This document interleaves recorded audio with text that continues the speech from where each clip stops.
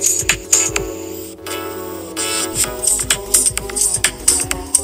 this is Anna London with Cyvergence, and in this episode, we're going to be talking about FedRAMP, security assessment, and of course, the risk management framework. Is there a difference, right? How do they overlap, right? The Federal Risk and Authorization Management Program, FedRAMP, provides U.S. federal agencies, and the vendors with a standardized set of best business practices to assess, adopt, and monitor, how they're best serving the federal community, basically by securing systems, and their use of the cloud-based technology services, under FISMA, the Federal Information Security Management Act. FedRAMP is basically a program to standardize FISMA compliance and promote the adoption of secure cloud technologies among U.S. government agencies. SaaS, PaaS, IaaS solutions, right? Plus their cloud service providers. Under FedRAMP, agencies means all federal government departments and offices that consume cloud solutions, right? And while vendors means any cloud service providers and independent software vendors. The goal of FedRAMP is to protect government data in cloud environments and strengthen agencies' IT security as a whole, okay? The program requires all cloud systems that process or transmit government data to include security controls that comply with FedRAMP standards. And these controls, of course, span multiple areas, including, configuration management, access control, contingency planning, and risk assessment. The security management of these cloud systems must also use a risk-based approach. Federal agencies identify and assess security risks and develop appropriate risk mitigation strategies by adhering to these processes, procedures, and controls specified in FedRAMP. The FedRAMP standards are jointly implemented and governed by the U.S. Department of Homeland Security, the Department of Defense, the General Services Administration, and several other entities. The program's day-to-day operations, however, are managed by the FedRAMP PMO, the Program Management Office, okay? Let's talk about FedRAMP security and risk impact levels, right? FedRAMP controls are based on controls defined by the NIST, right? The National Institute of Standards and Technology. And they're based upon the standard, the NIST Special Publication 853, okay? The number of controls that a cloud service provider must implement depends on what sort of data and IT projects it wants to handle. The more sensitive the data, the higher the risk level a CSP, cloud service provider must achieve. FedRAMP defines 3 risk impact levels, right? Low, medium, and high. And for each one, a cloud service provider is evaluated based on 3 security objectives, right? Confidentiality, integrity, and availability, right? Also known as we all know, the CIA triad. And these objectives govern how cloud systems are assessed and then categorized. So let's talk about low, moderate, and high, right? Because with low, the risk level is best suited for cloud systems where the loss of CIA would cause limited harm to a federal agency's operations or assets. And these systems usually do not store mission-critical or sensitive data, such as personal identifiable information, right? PII. The moderate impact cloud systems are those where the loss of CIA would likely cause serious harm to an agency's operations or assets. So, for example, it could result in significant operational damage, operational disruptions, or financial losses, right? And these systems account for about 80% of applications for FedRAMP authorization at this time.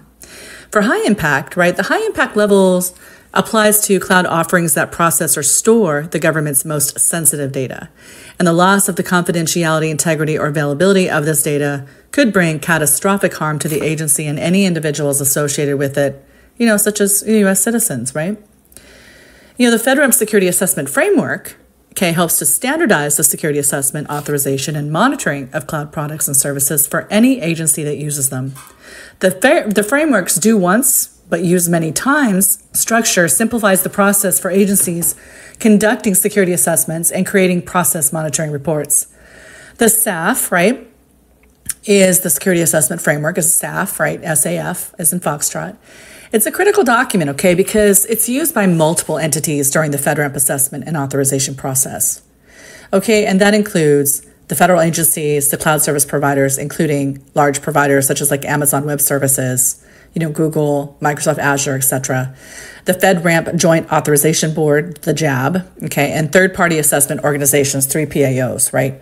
The FedRAMP SAF is based on the NIST SP 837 Risk Management Framework for information systems and organizations, although it also includes some control enhancements relevant to cloud security that NIST 837 does not.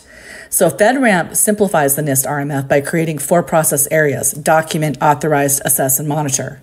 Okay, and these areas encompass the 6 steps detailed within the NIST SP 837: categorize, implement, authorize, select, assess, monitor, right?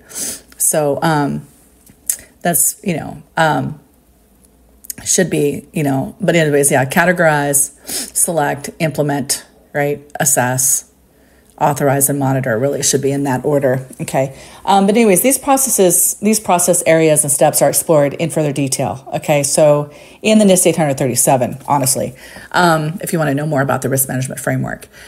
And right now we're Rev 2. So if you go to NIST.gov, of course, there's there's all the NIST guidance is there. There's NIST publications on AI and cloud and everything too. So it's a great wealth of information. The NIST SP 837, the Risk Management Framework to Federal Information Systems, serves as one of the foundations for risk assessment under FedRAMP. The NIST RMF applies to all kinds of information systems and organizations, including private businesses and on-site IT systems too, rather than those in the cloud. So FedRAMP simplifies the RMF and tailors it to federal agencies, their CSP vendors, and of course their cloud computing products and services, okay? The FedRAMP RMF incorporates 4 process areas, right? So let's talk about document, right? So this step incorporates basically steps 1 through 3 of the NIST RMF: categorize, select, and implement. In this phase, a CSP performing the risk assessment will categorize the cloud-based information system, select the security controls, and implement and document these controls in a system security plan. A system categorization starts by determining the types of information that will be contained within the system.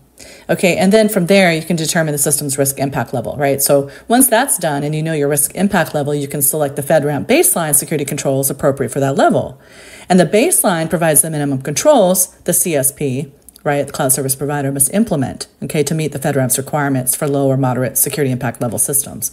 After selecting, of course, the controls baseline, the CSP implements the security controls related to the system's impact level, either implementing new capabilities or reconfiguring existing ones.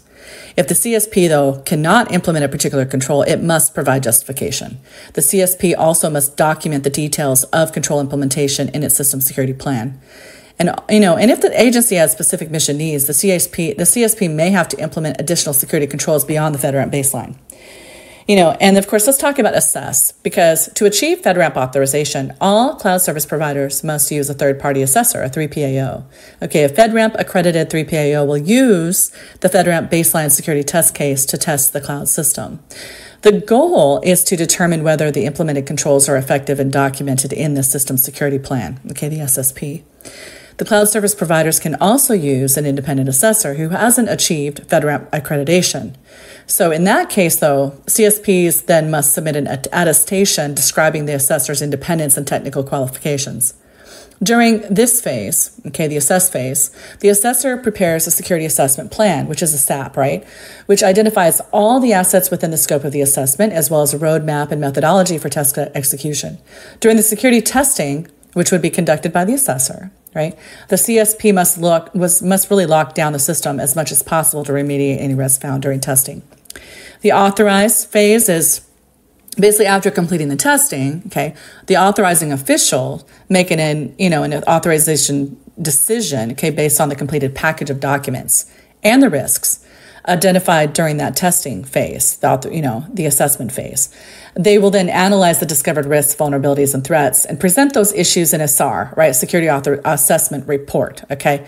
The SAR also includes risk mitigation guidance for CSPs. Like the SAP and the SSP, the SAR is based on FedRAMP templates, okay, that are found at fedramp.gov, okay?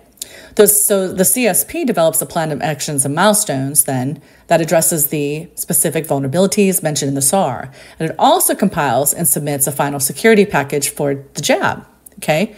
For the full ATO or the provisional authority to operate, right? Or agency authorization, full-on ATO, right, review. The assessing officer will review the entire package and decide whether to authorize the cloud solution. The answer is yes, of course. The officer will formalize the decision in an authorization, basically a PATO letter, provisional ATO letter. The letter then will be signed by either the JAB or by the government agency, depending upon which authorization pathway the CSP that you chose. Either way, though, the FedRAMP authorized cloud service provider is then added to the FedRAMP marketplace. And then as part of the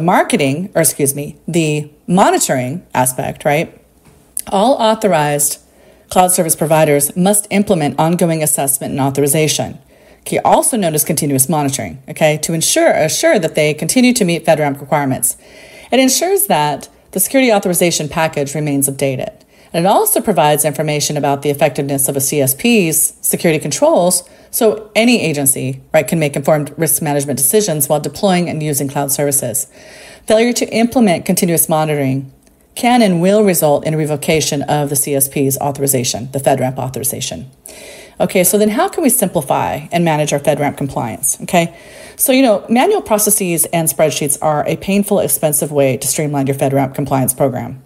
So you can simplify these efforts, right, by using a variety of different A&A tools, okay, for successful authorization with the right technology. This integrated, right, risk management, audit, and compliance, right, platform, whatever you choose, right, there's a lot of different options out there. But try to automate as much as possible, right, so you can maintain a really good database of record, okay, because then it can facilitate better continuous monitoring, provide a single automated system of record, okay, to meet compliance requirements, all the auditable artifacts as well, right, and to keep up with the changes to FedRAMP, right, and any other regulations that come out. And FedRAMP, by the way, is now an act. So based upon, it's no longer just, guidance or basically a requirement. It's now, just like FISMA is an act, it's law. FedRAMP also was made into law also this year, January 2024. So definitely check that out. Look, if you're preparing for an audit, okay, we can help you with that, okay? Cyvergence.ai, my company, my team, okay, facilitates continuous compliance monitoring and automates the audit process. Okay, we can also provide complete visibility into your enterprise FedRAMP compliance program, right? So, look, schedule a time with us, schedule a meeting with us, and we'll definitely, talk to you about how we can help you, prep for an audit or what have you, right? So we've got a lot of folks that, are very familiar with RMF and have played various roles in the RMF process. So we can definitely help you out in that regard to get you compliant and help you maintain compliance in that area. All right. So anyways, my name is Anna London with Cyvergence.ai. Give us a shout, check out my website, www. if you will. It's almost a joke, right? Because nobody really uses www. But anyway, Cyvergence.ai. It's CYV, not B, but V as in Victor, ER.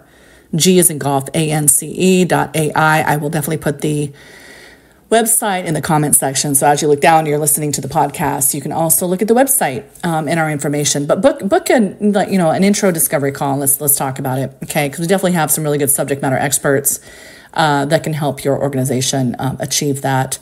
Or if you're a government, right, and you need training in this area, because a lot of folks still don't even know what FedRAMP is. They kind of know the general idea, but they really don't know. Like, there's even reciprocity, right? There's reciprocity agreements.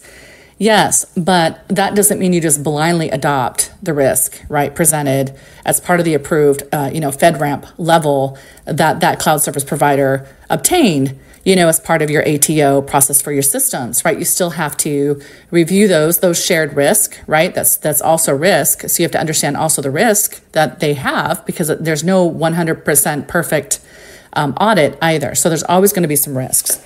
So you need to work with and make sure it's in the terms and conditions, service level agreement, operating level agreement, of course, with your cloud service providers to provide you, vulnerability reports on a frequency that you determine, right? And maintain, the transparency, okay, of risk also that they're enduring, who's gaining access, for instance, do they have the right clearance levels, right? All these things too, where are these systems located, right? Who are the other tenants also utilizing those same resources you do? Because because to save money, cloud service providers might use the infrastructure and platforms, the same ones, and they'll put 3 or 4 tenants on there.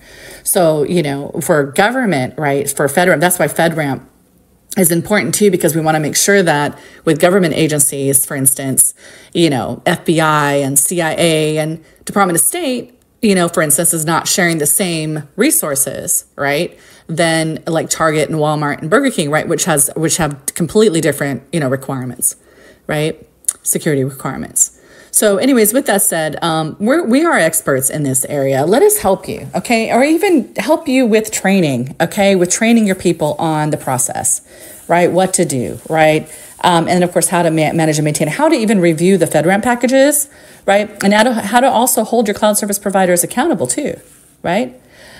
So anyways, with that said, this is Anna London with Cyvergence.ai. Have an awesome day. Look forward to hearing from you. Signing out.